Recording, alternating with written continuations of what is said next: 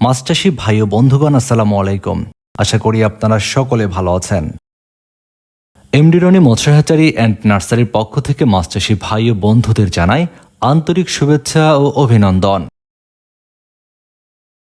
একটা সময় ছিল আমাদের দেশের প্রাকৃতিক জলাশয়ে বেশ ভালো পরিমাণে শোল মাছ পাওয়া যেত, কিন্তু প্রাকৃতিক উৎস থেকে এই সকল মাছের অভয়াশ্রম নষ্ট হওয়ার ফলে প্রাকৃতিক জলাশয় থেকে শোল মাছ এখন প্রায় বিলুপ্তির পথে।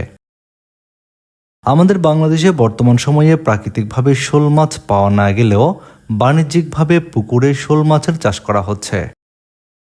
আপনারা এখন ভিডিওর স্ক্রিনে যে পোনাগুলো দেখতে পাচ্ছেন, এগুলো ভিয়েতনামি জাতের শোল মাছের পোনা।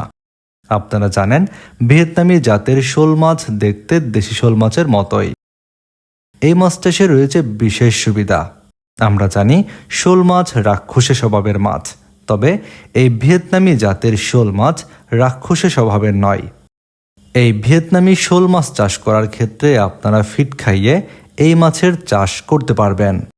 অন্য সাধারণ মাছকে আপনারা যে ধরনের খাদ্য খাইয়ে চাষাবাদ করে থাকেন, এই ভিয়েতনামি জাতের শোল মাছকেও একইভাবে পুকুরে চাষ করতে পারবেন। ভিয়েতনামি জাতের শোল মাছ চাষের বিশেষ আরেকটি সুবিধা হলো, এই মাছকে পুকুরের পাশাপাশি চাইলে আপনারা ট্যাঙ্কেও পালন করতে পারবেন। ভিয়েতনামি শোল মাছ যেহেতু রাক্ষসী স্বভাবের নয়, তাই আপনারা অন্যান্য মাছের সঙ্গে পুকুরে এই মাছটিও মজুত করতে পারবেন। তবে ভিয়েতনামি শোল মাছ চাষ করার ক্ষেত্রে পুকুরের চারপাশে নেট দিয়ে রাখতে পারলে সবচেয়ে ভালো হয়। এতে করে এই মাছটি লাফিয়ে পুকুর থেকে যাওয়ার আশঙ্কা থাকবে না।